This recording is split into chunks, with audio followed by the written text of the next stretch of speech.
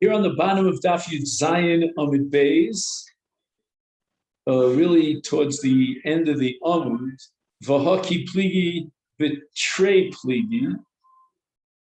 But I think we should have to have a soft takeoff. We'll backtrack a drop. And the issue here is whether or not yesh zika. And we have a machlokes, yesh zika or ein zika. And the Gemara addresses the following issue. Would a Yavam be allowed to marry a relative of the Yavama? We'll have it in two stages. We're going to have Ima and Achosa. Now, a man is not allowed to be married to a woman and her mother, what we call a Chamosa. That's an Erva Chamura. But on the other hand, he's not really married to her. But there is Zika. So if I view Zika as Ishus, then the natural consequence is that the Yavam can't marry the mother of his Kuka because Yesh Zika. If on the other hand I hold Ein Zika, then nothing should inhibit him to marry her wife. Her mother or her sisters. So the Gemara sees a machlokas about this issue because Rav is quoted as saying that Shomer Yavam Shemesa Mutter Be'ima. Now, keep in mind that a man is never allowed to marry his mother-in-law even after the death of his wife. And herein lies the contrast between Chamoso and Achos Ishto. Achos Ishto is permitted after the death of his wife, but not Chamoso, not his mother-in-law. And therefore, Rav says that in the case of Shomeres Yavam, as long as the Yavam is alive, the Yavam is not allowed to marry her mother, because that would be a problem. Okay, we'll see exactly why. That's called Bittul Mitzvahs Yibum. That was the last concept that we mentioned. But after the death of the Yavama, he can marry, according to Rav, the mother of the Yavama. And that's got to be based on Ein Zika, because if you say Yesh Zika, then it's irrelevant if she dies, because a man is not allowed to marry his mother-in-law after the death of his mother. That's what the Gemara says, that we can derive from Rav the principle of Ein Zika. So the Gemara says that we have a kasha on Rav Huna. Rav Huna said that Rav holds that after the Yavama dies, he can marry her mother. And the Gemara has a problem with that. Why didn't Rav just simply say Ein Zika? That would have been the clearest way of conveying the message that the Yavam is allowed to marry his mother-in-law after I shouldn't say his mother-in-law because she's not his mother-in-law, but I mean to say he can marry the mother of the Yavama after the death of the Yavama. Just say Ein Zika. So the Gemara says that we would have come to a little bit of a mistaken conclusion if we were to employ the language of Ein Zika. Why?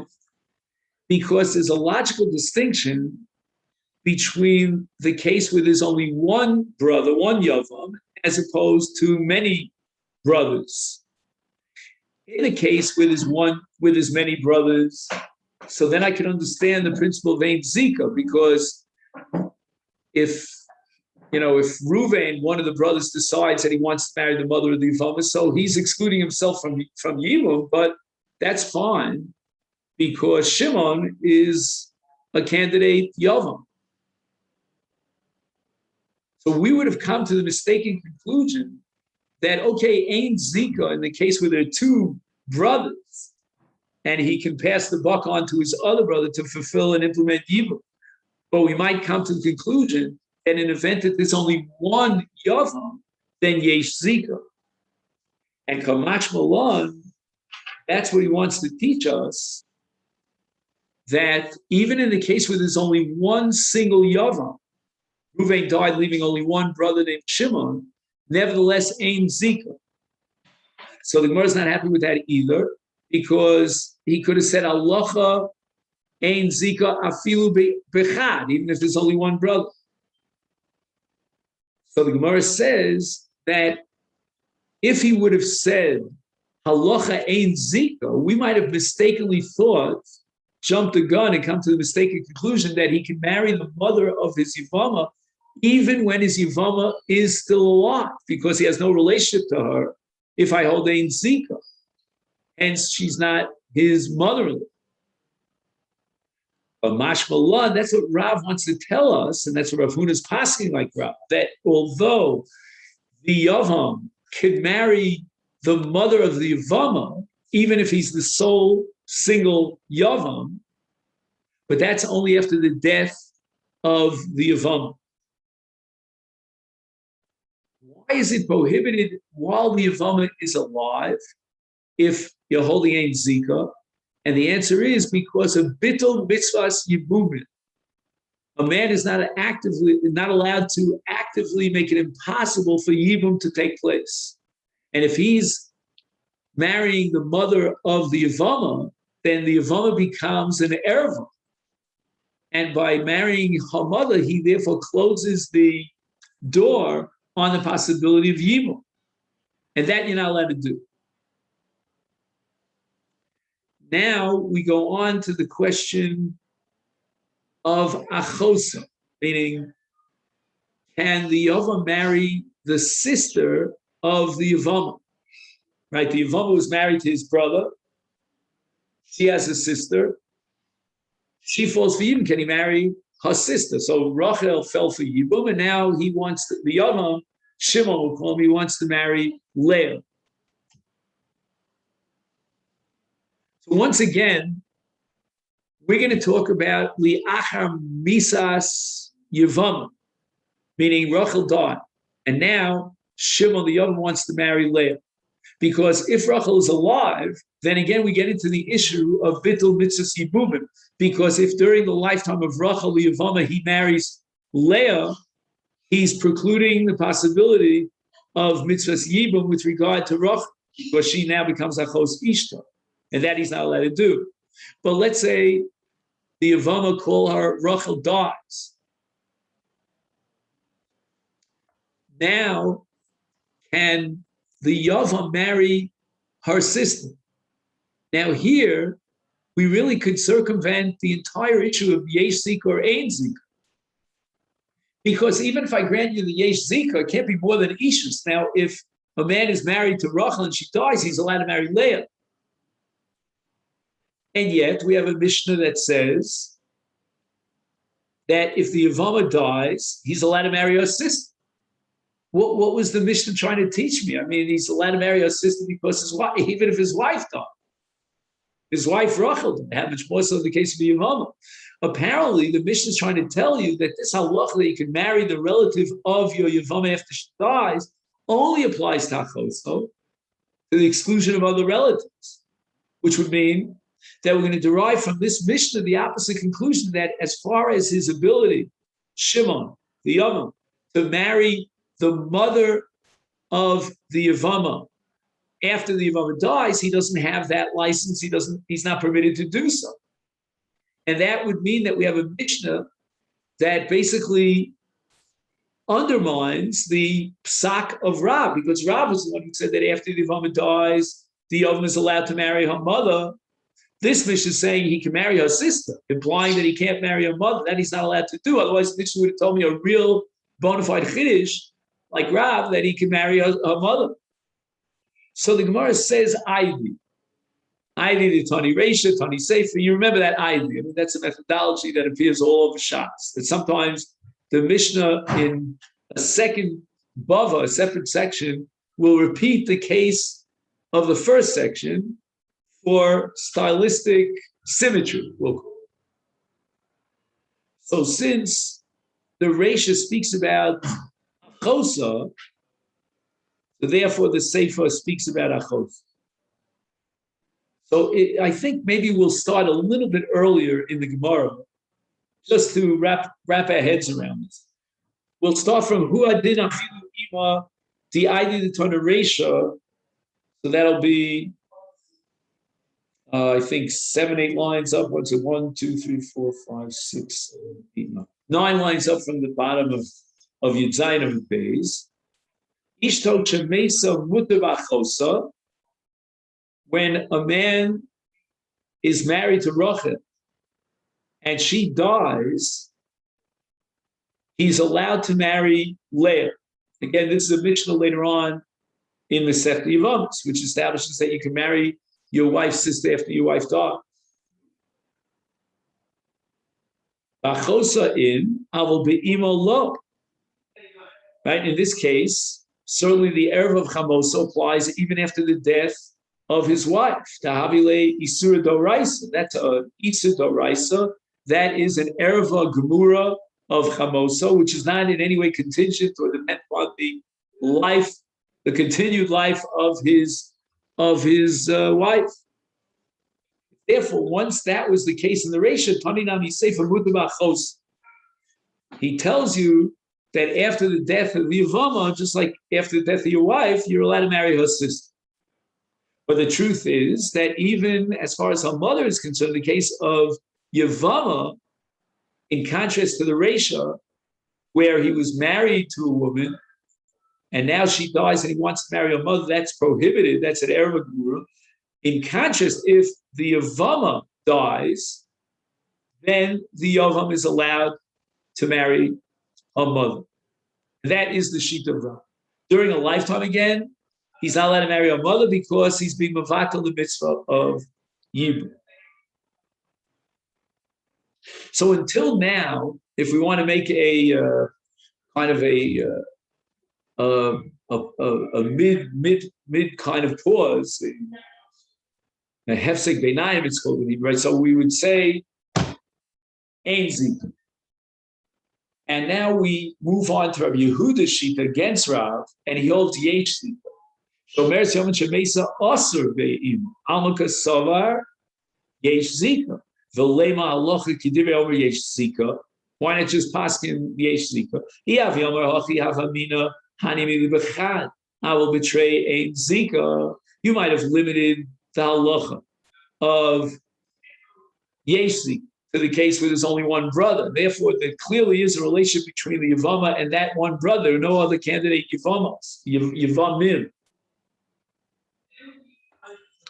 And that's what he wants to tell you, that Yevama Shemesa is Asur Be'ima, even if there are many, many brothers.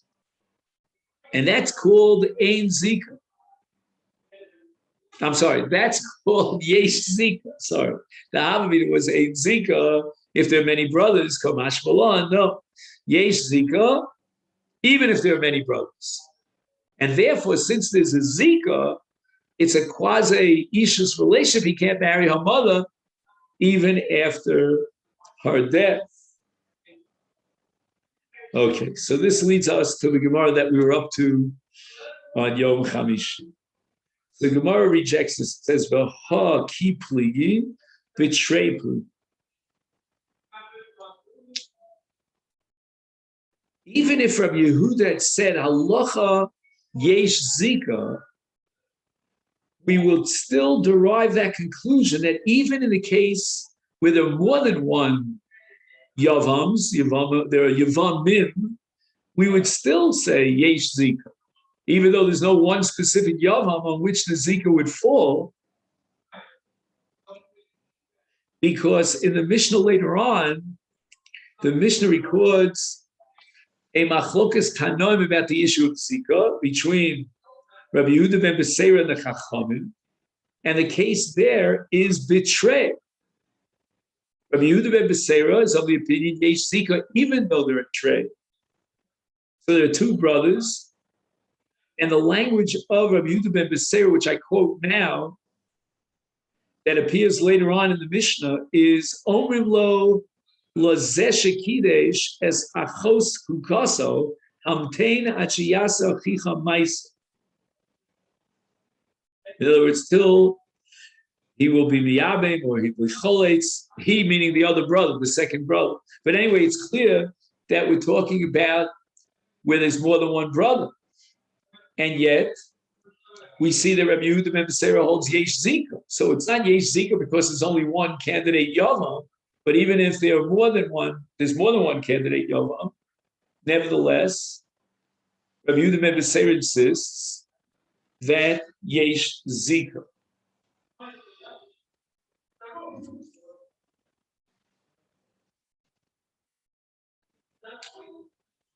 But once again, in the light of the fact that this machlokas is whether yesh zika or ain zika, back in the Mishnah, we ask the following question: why didn't Rabbi Yehuda just simply say halacha k'divrei omer yesh zika? And that man diomar, which is Rabbi Yehuda ben Beseira in the Mishnah, he's of the opinion that yesh zika, despite the fact that there are multiple brothers. So just tell me yesh zika. Well, why do you have to say omeres yomim shemesa asur be'ima? Ella I Omar Hachi, had Rabbi Yehuda said halacha k'divrei omer yesh zika, you can turn to Yudches. Hava, I mean, I would have said mechayim. If the Yevama is alive, then the zika to the Yevama generates an iser erva on her relatives, on her krovos.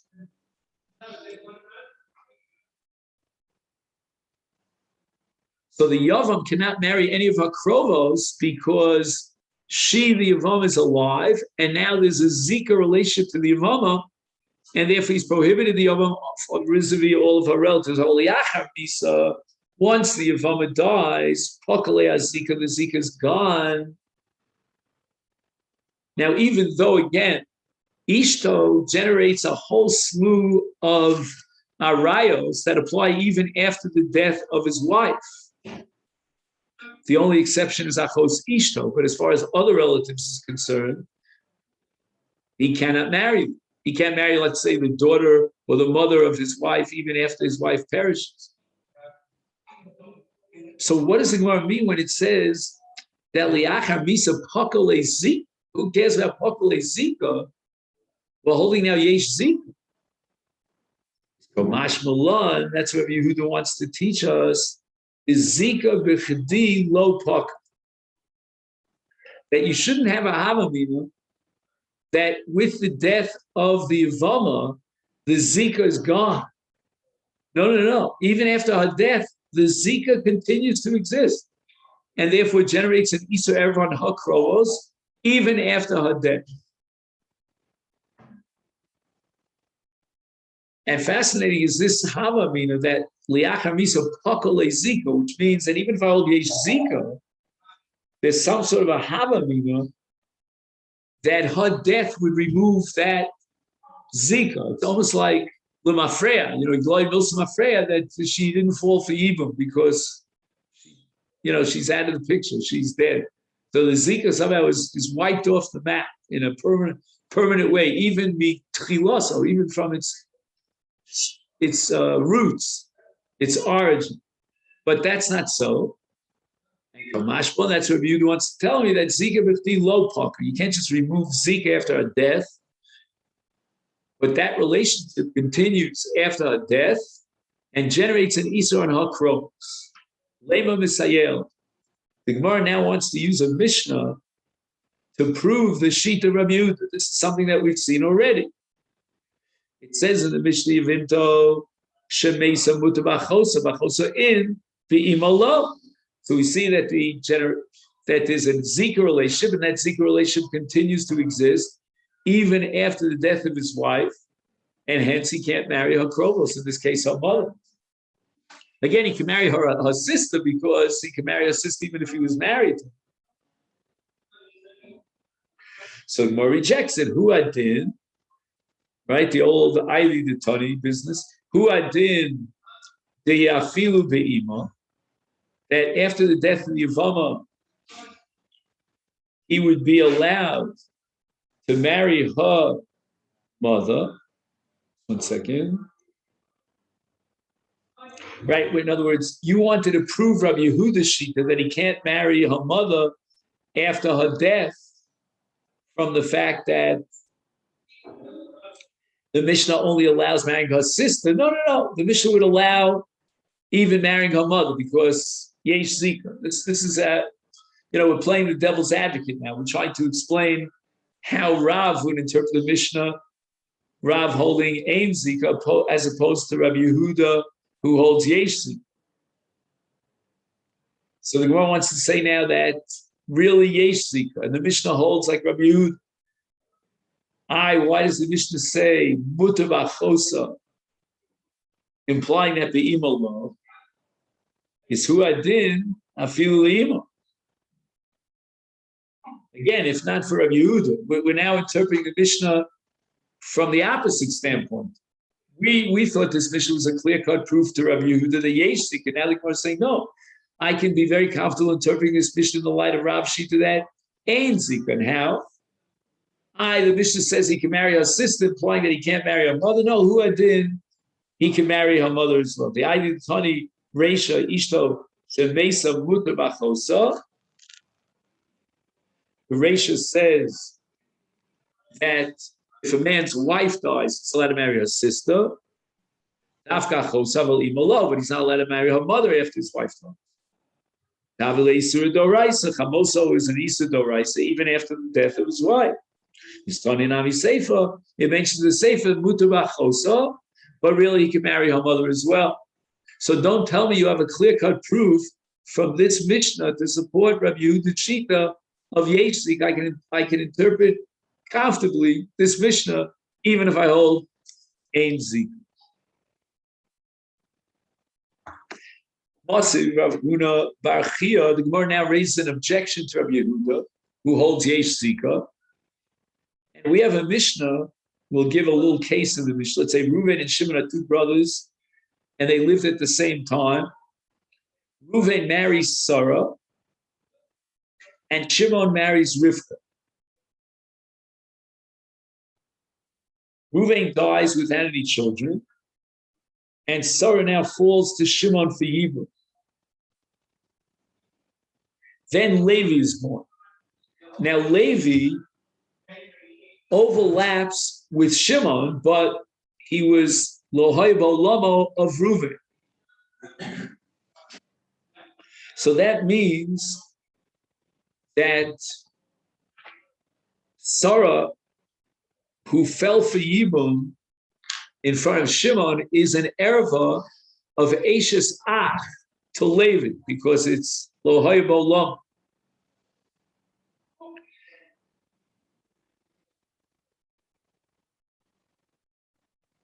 Now, on the other hand, Levi is Ba'olamo of Shimon, which means potentially if Shimon would die, then Rivka, Shimon's wife, should fall for Yibum to Levi. Give me a second.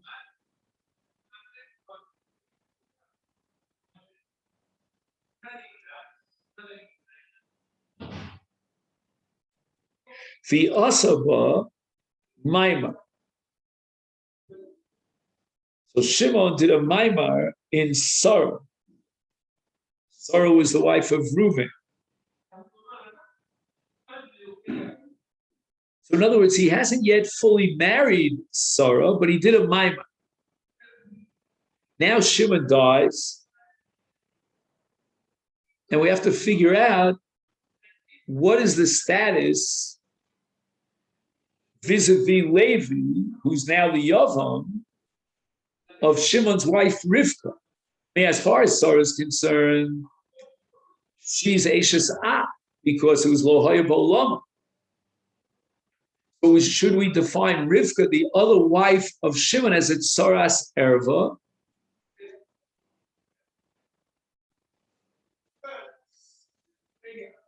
Shnia Choletzes V'lo Misyabeves.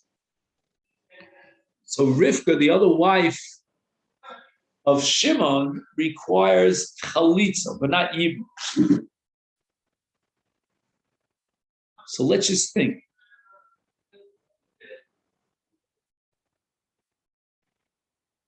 Why does she have the status of tsaras erev? married to both Sarah and Rivka. Sarah is an erva of Ashes Ach to Levi. Rivka should be a Torah's erva.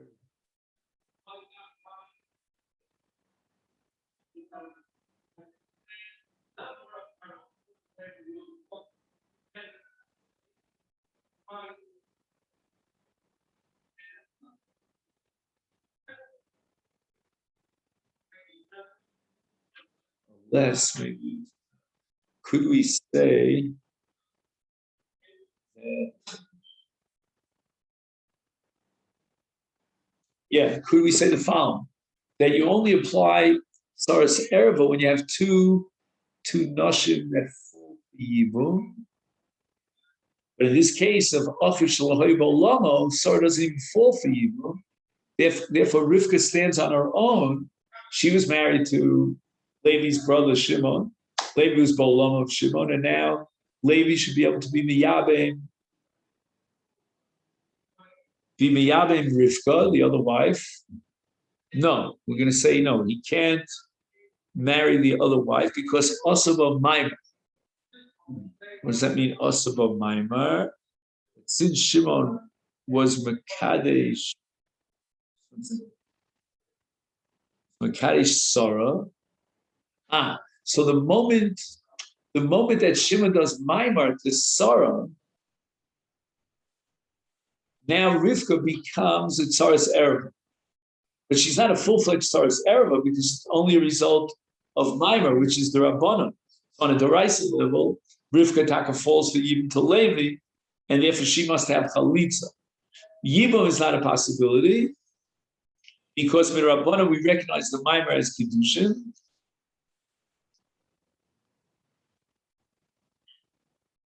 And that would make Rivka, into a Tsaras Ereva. I think that's what's going on. Let me just make sure I got this right. Asaba Maimar, and then Mes Hashniya Choletzes Belomitz Yabemis. He writes here, Lefisha Ein HaMaimar Kone Kinyan Gomu. I mean, again, I would have said it's not Kone at all on a Derais level. It's only Kone Derabbanim. He says Eino Kone Kinyan Gomu. Maybe he means what we say. And therefore, Rivka is not considered a Tzoras Erev Aveshus Ach, in this case of Lo Hoyel Bolomo, on a Doraisa level.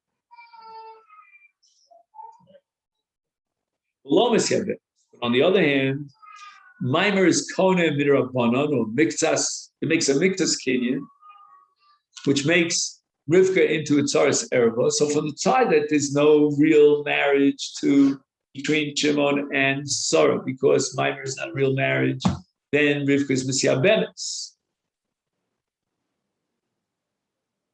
But on the other hand, pulling us in the opposite direction to make it impossible to implement Yibum is the fact that Maimar is in and of itself a Miktas Ishus, which is enough to make Rivka into a Tzaras Erev. So therefore there's no Yibum, only Chalit. Okay. So now we'll see what the Gemara wants to prove from that mission.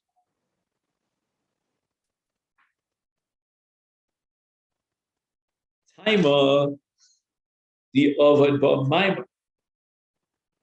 This whole problem of classifying Rivka as a Tzaras Ereva is because of the Maimar of Shimon. The Maimar that Shimon was Makadesh Sarah.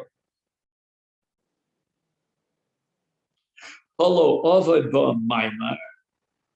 Ashnia Nami Yubuwe Yabma. Iamet Yesh Zika. Meaning even without Maimar Yesh Zika, I believe Tzaras Eishes Achshaloi B'Lomo B'Zika. And now Rivka should have the status of a Tzaras Erev. Forget about the Maimar. Leave it out. Holy Yesh Zika.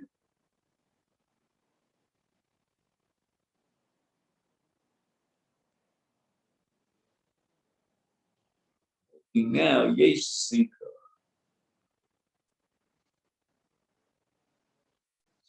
It should make her into its terrible. Just like we said that as a result of Zika, the Yavam is not allowed to marry her relatives, like her mother, after she dies. So too, that should be enough to generate the status of Tzaras Erev with regard to Rivka. She's a Tzaras Erev.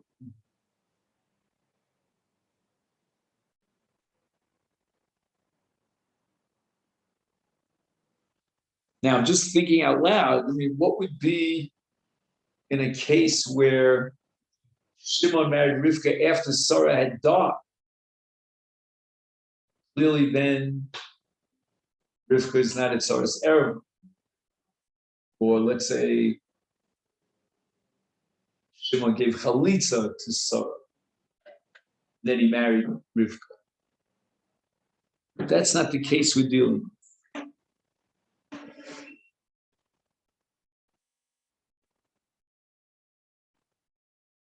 It doesn't say anywhere that Sarah died or she had Chalitza. So, Iyamar Yesh Zika Havi Lo Saras Ashes belong with Zika, and therefore there should be no possibility of Yibum. And is more only focused on Yibum here. Maybe Gemara would say that in this case, there's no need for Chalitza as well.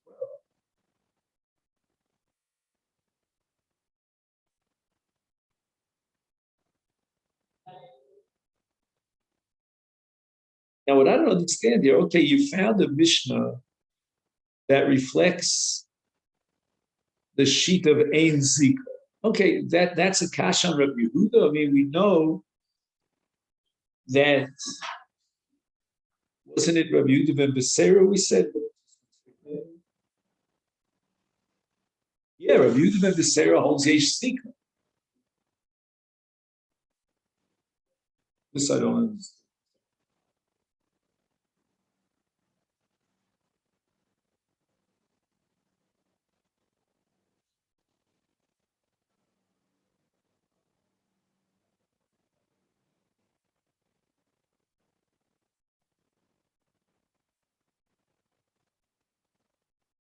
Amar Rabba, who I did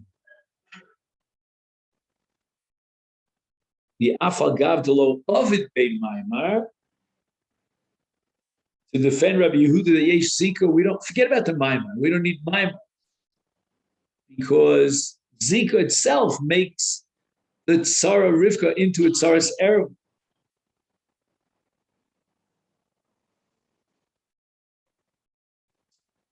Shnia Michlatz Chalza Yibume Lo Miyab.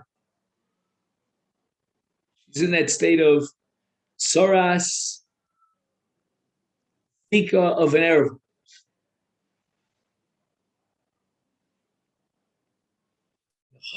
Funny Maimar. So why mention Maimar?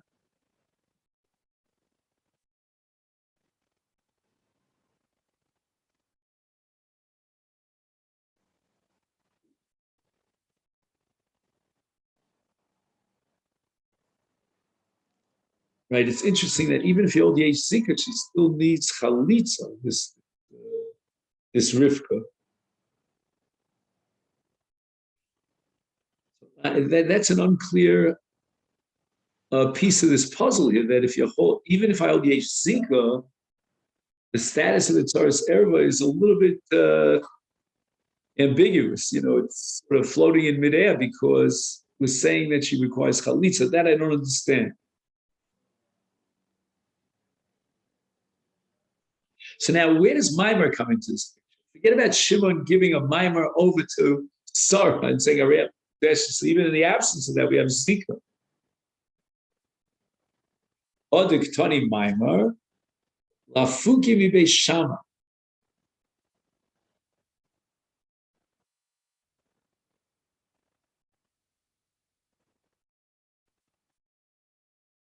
The Amri Maimar Kona Kinyan Gom. In other words, the whole issue here is about Chalitza.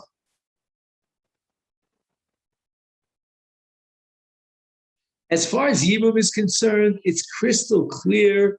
We're holding now Yesh Sika, and therefore there's no Yibum to Rivka. She is a Tsaras Erev.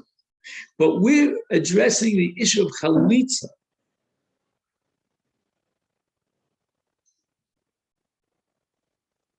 And according to Beit Shammai, there's no Chalitza necessary.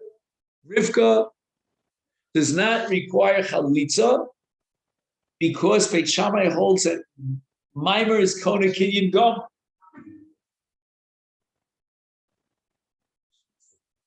Maimer is Kona Kinyan Gom. Therefore what? And therefore Rivka has the status of a Tsaras Erev. Is that what it's saying? Something bothers me here. I don't know.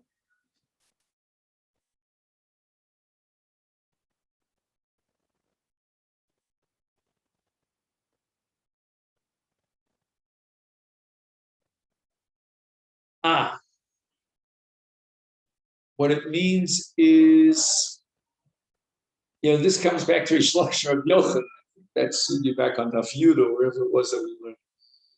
Meaning, if a woman falls to Yibum,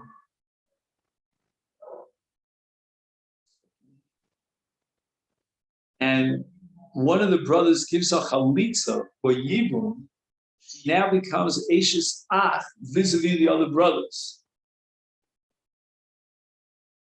And therefore, if the brother that died had another wife, he becomes a Tzarat Erev. So according to Beit Shammai, even though there was no actual Yibum, let's say there are two brothers, we'll call them Shimon and Levi. So Shimon was not the Yabin, Ashes, Ruvain, Sarah. Nevertheless, he did something which is equivalent to Yibum.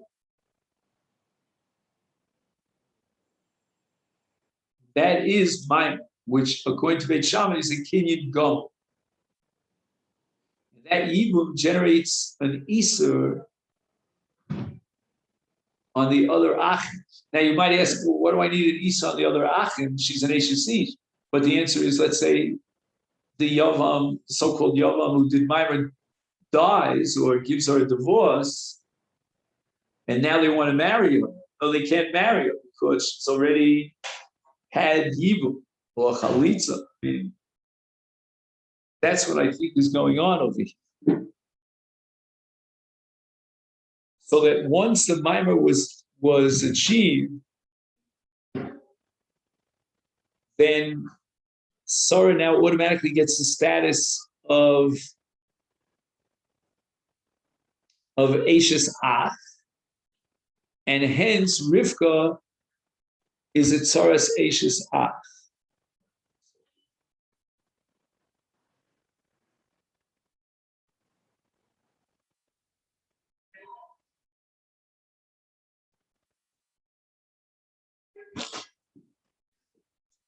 What was this for to say? That Rivka is not what? Is not a Tzaras Erva. We're gonna hold Ein Zika. No. Just 1 second. Yeah, Ein Zika is true. I didn't make a mistake, but we have to go back one step back. We have to assume that Achiv Shelo Haya Ba'olama, that since Levi was never alive at the time of Reuven, therefore his wife Sarah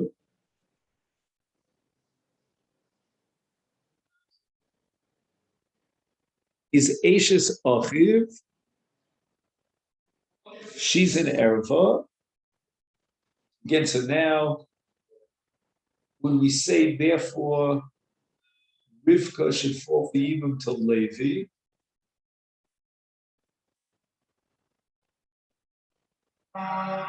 let's say you say Shimon is alive now, so Shimon is alive, and Sarah and Rivka both, and Sarah now falls for Yibum to Shimon. Shimon has another wife.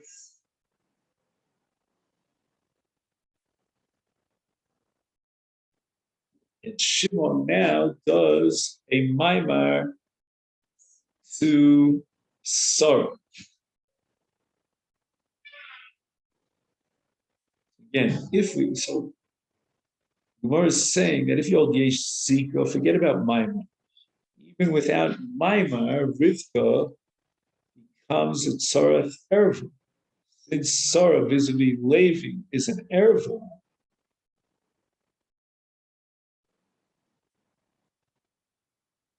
with the death of Shimon, Rivka becomes a tzareth erva.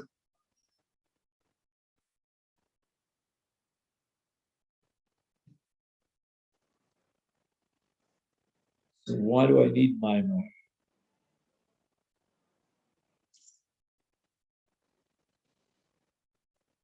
So we are saying that Sarah's status vis-a-vis Levi is that of an Ashes Ach. Does she, Sarah, have any relationship to Rivka to make Rivka into a Sarah's Erev of Ashes Ach? And there are two ways to go. One way to go is to say Yesh Zika. And the other way is to say that even if Ain Zika, perhaps Maimar would be enough.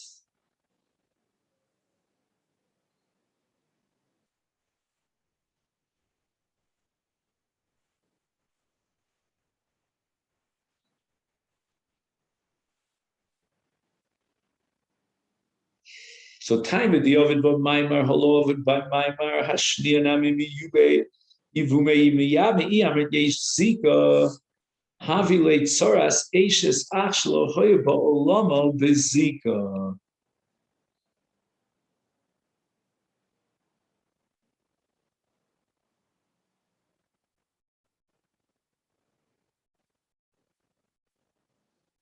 We view Shimon as if he's married to Sarah, but Sarah fell for Yibum after the death of Reuven. And if you're holding Yesh Zika, then what? Then that Rivka becomes the Sarah's erva as far as Levi is concerned. Because the Zika.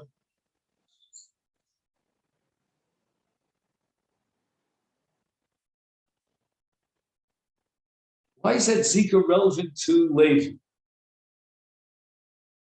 Meaning, if Levi wants to be Miyav and Rivka, no. Because there's a Zika between Shimon and Sarah, now the status of Rivka is that of a Tzaras Erva. I don't get it. Tzaras Erva means when two women fall for Yibum, but clearly in the case of Sarah, she's not going to fall for Yibum to Levi because it's Achim Shalai Olam. So what difference it make if Sarah has a Zika to Shimon? Does that automatically brand Rivka with the status of a Tzaras Erva? What do you mean? Tzaras Erva is only relevant when there's an Afila for Yibum. And at the time that Shimon dies, clearly Sarah doesn't fall for Yibum. Even if I hold Yesh Zika. What does the Gemara mean? The Iyamid Yesh Zika Havi le Tzaras Ashes Ach Shelo Hoya Ba'olamo B'Zika. There's no way that Levi could be Miyabek Rivka because Rivka's status that of a Tzaras Ashes Ach. Tzaras Ashes Ach.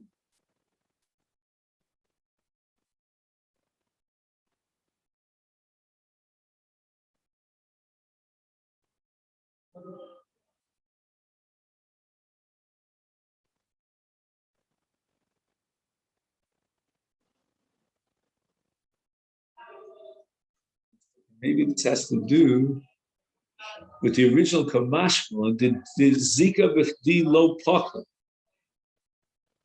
I think we have to go back to Zika Bechilo Pok to understand this tomorrow. Meaning that even after, second Zika Bechilo Pok was a case where the Yevamot, in this scenario, the Yevamot didn't die, it was Shimon. So we're going to have to say that the Zika between Shimon and Sarah creates a status, as far as Rivka is concerned, of a Sarah's Erev. Well, what does that mean? What am I missing? Where's it Sarah's Erev when Sarah doesn't even fall for Yibum? We view it as if Shimon is married to Sarah. So that when Shimon dies, Sarah has a kind of nefila for Yibum. I guess that's what the Gemara is told.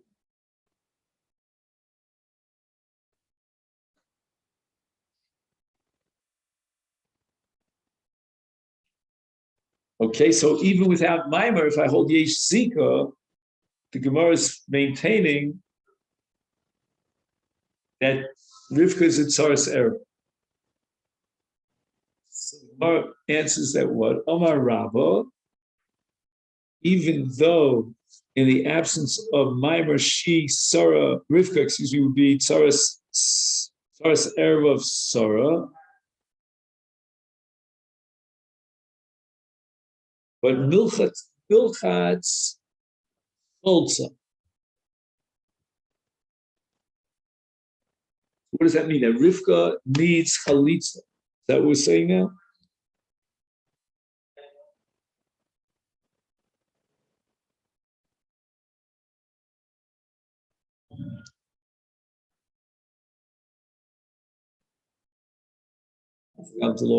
Maimar Shmia Michlitz Cholza Ibume Lo.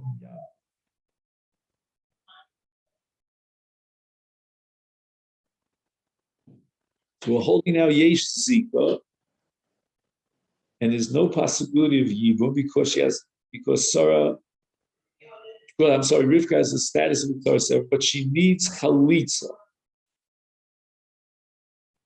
Okay, we're not sure why she needs Chalitza if she's a Tzaras Erev.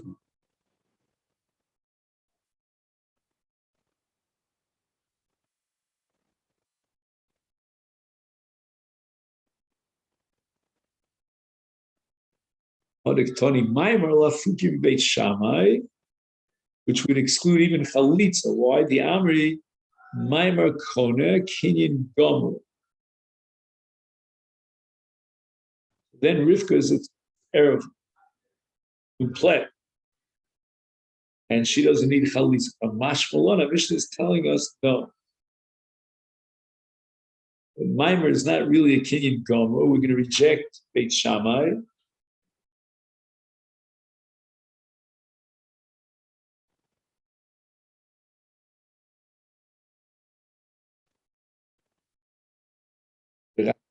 Merely also be Yibum, Nechsheves Rivka,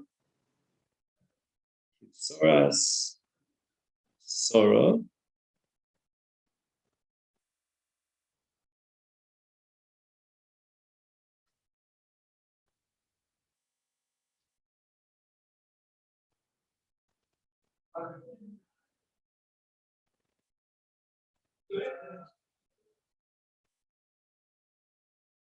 So again, we're talking according to Rabbi Yehuda now, right? We're holding Yesh Zika.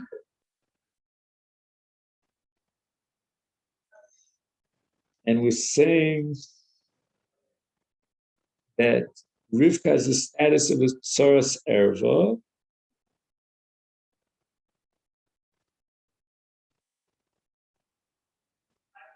Why is she Tzaras Erva? It's because of Zika, because of Maimon. Because of Zika. So why does it mention Maimar? Somehow he's mentioning Maimar Lafuke from Beit Shammai.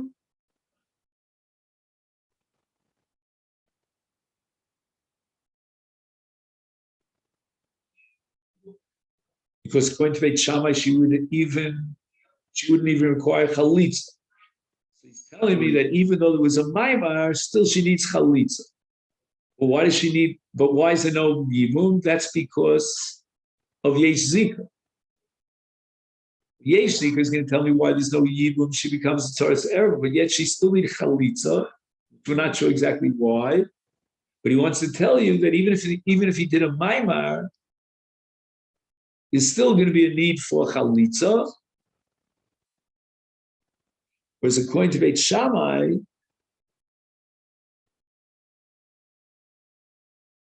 and Maimer is Kona Kinyan Gomer Doraisa, then there would be no need for chalitza. Kamash Balona, we still need chalitza because we're operating with Yesh Zika, we're not operating with Maimer as a Kinyan Gomer.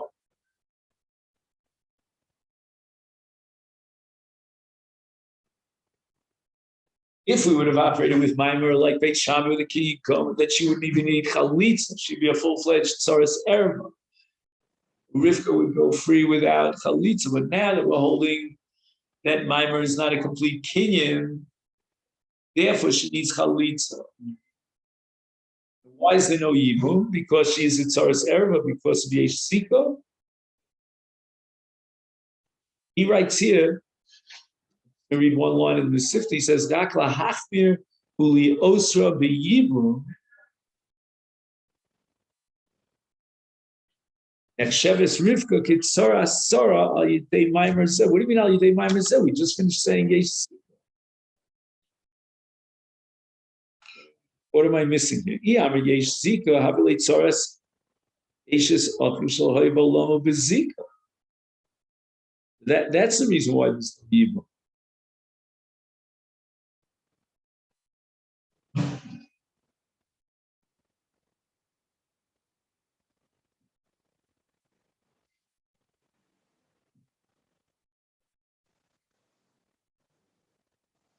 I don't get it. The bar seems to be backtracking. We just finished establishing that if you're Yesh Zika, then she's a Tzaras Erva.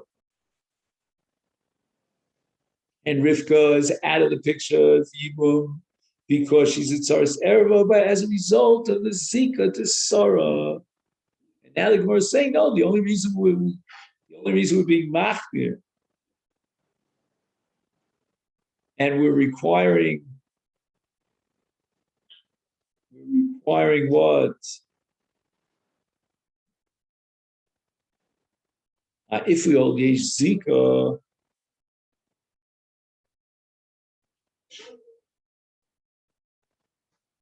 then we wouldn't even need chalitza. But because of the Maimer, we need chalitza, and we exclude Yibum. If we would have held like Beit Shammai that Maimer is a Kinyan Gomur, then Rivka is out of the picture. She's a Tzaras Erva, and she would not require chalitza. We're rejecting Beit Shammai. So forget about Maimer now, at least on a Doraisa. Right? Therefore, the status of Rivka would be that of a Tzaras Erva, because we're holding now that Yesh Zika. So Yesh Zika, the Gemara says she's Tzaras Erva. What was Gemara's question? That there shouldn't be a requirement of chalitza. Right? It says Shnia choletzes. If you're going to tell me that Yesh Zika, what was Gemara's cash?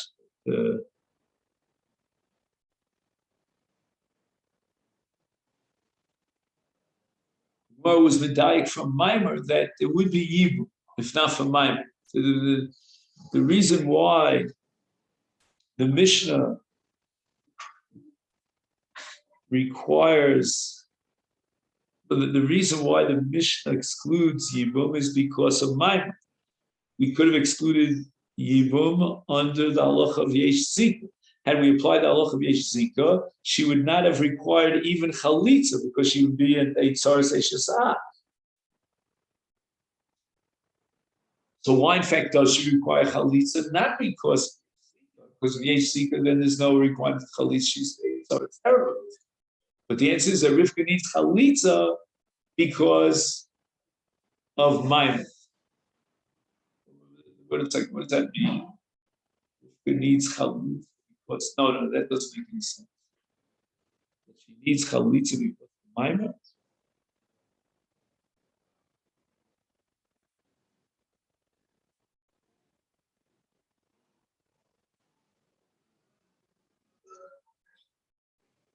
But there's no yibum because of Maimon. We just finished saying there's no yibum because of Yesh Zika.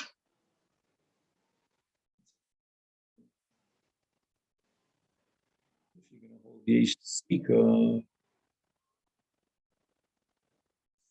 then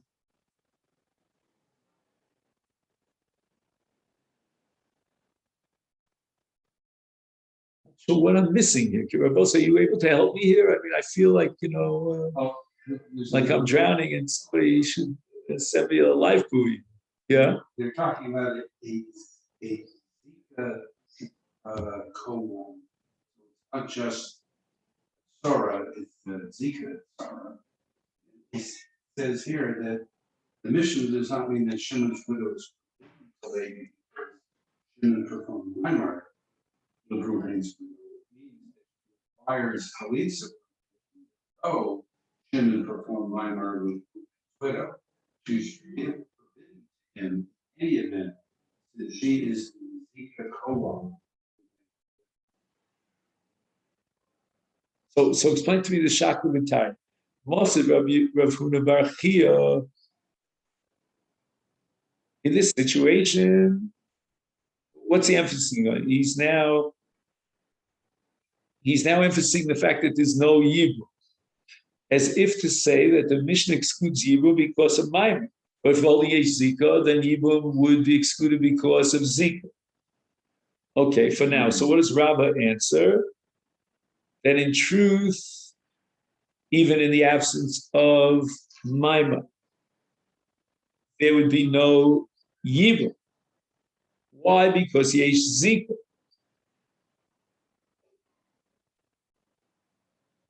So what is this whole addition of Maimon? What does it add? It's telling me against Beit Shammai, which I think means that we need Chalitza. Now, according to Beit Shammai, there would be no need for Chalitza. Am I correct? So Kamash Malon, no, we're going to need Chalitza because we're not holding like Beit Shammai.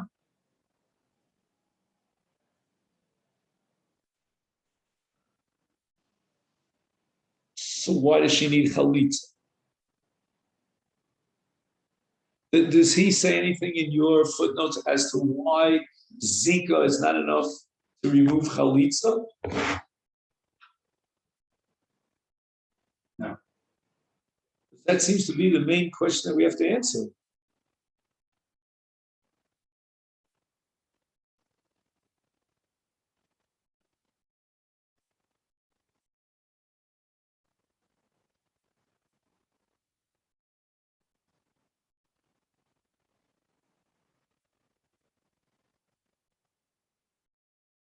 John, you see that line over there? Do you have that in the? You have a Masifta, right?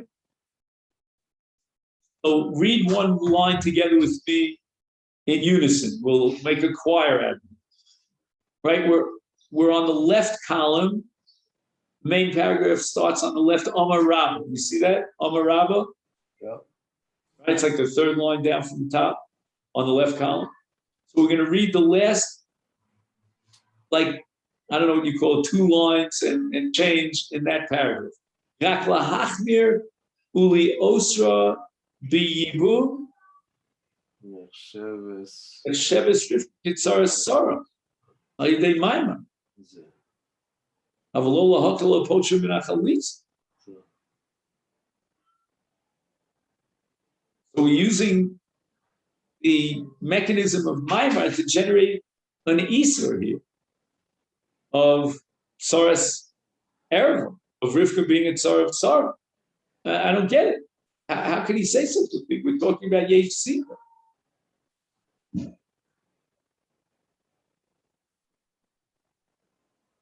What does it mean? Lahachner uli osra b'yimah? Because of Zika. Well, I mean, because of mine. What do you mean, Al Yidei Maimer said? The osra b'yimah is that's a doraisa halacha. We're holding that Yesh Zika. And I'll prove it to you. The Gemara just right before Rabbah says, Iyamet Yesh Zika, Havile. He's talking about Rivka, Soras Ashes Ash, Lohibalam. Do you want to explain why she's Asura to the Yavam, this Rivka? You just finished telling me because we're holding Yesh Zika. Is Rabbah rejecting Yesh Zika somewhere in between? How can he say, this is my problem. The two sentences, two declarations coming out from two sides of his mouth.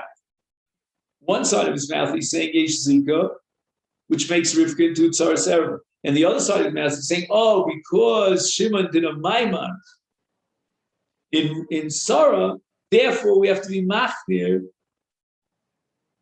and we have to Osra B'Yibum.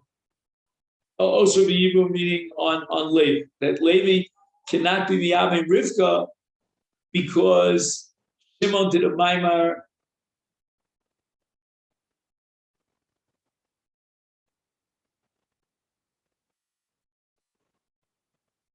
Sorry.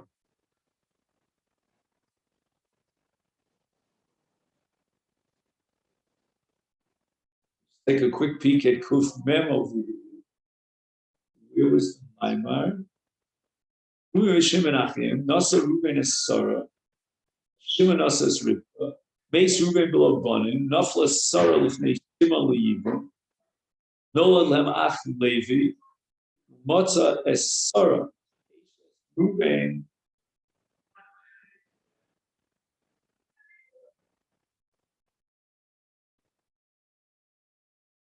Asura Allah. It's a Sarah Asura on Levi that we understand. Meskam Shimon below Bonin,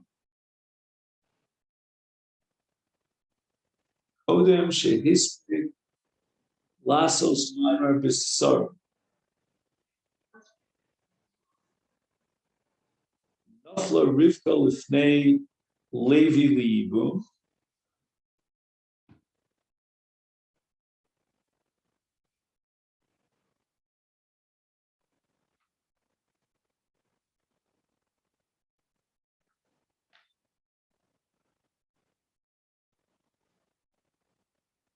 Sarah, Isha Leruven, Eshes Ruven, Shlohay Bolam Shal Levi, Tura Michalitza Bib. Fine. Avo Rivka, Eshes Shimon, Shlohay Bolam Shal Levi, there's a few Yavin.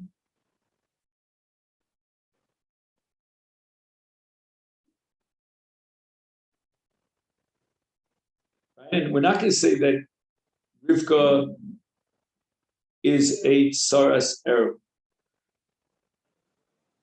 Bafilu Hoisa Tsaras Sara Bezika. Sara Hoisa Kaliyibum L'Shimon.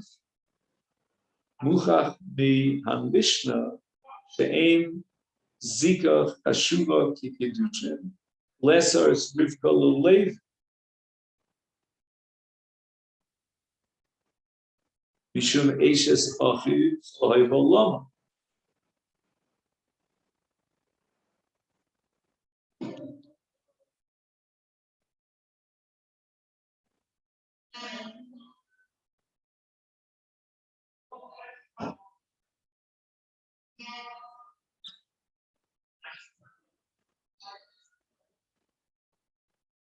Okay, so is that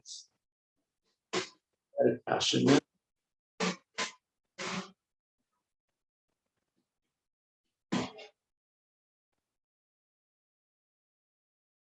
Yech Zika.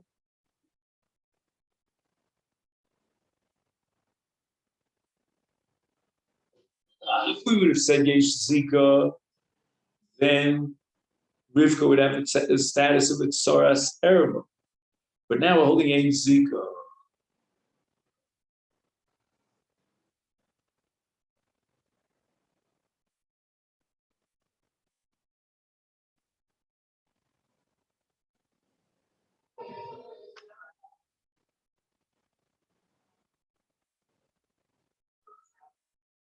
So now the Gemara is saying in the name of Rabbah that no, there would not be Yibum because we're holding Yesh Zika. Will not be Yibum. And again, if we hold Yesh Zika, then we're holding that, if I'm not mistaken, that there would be no Chalitza as well.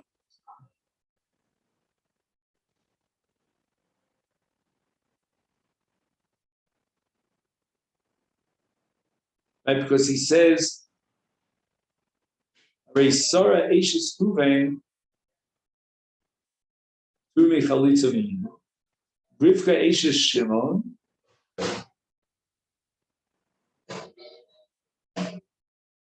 Teres Afilus Yavim,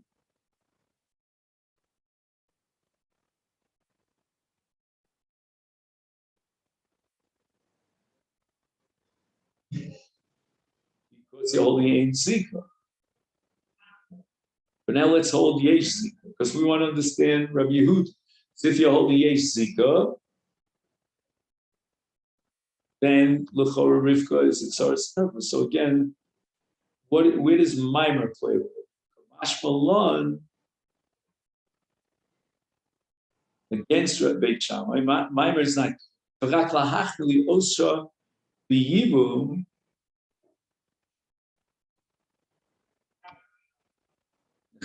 If we can start Rav, so they Mimers.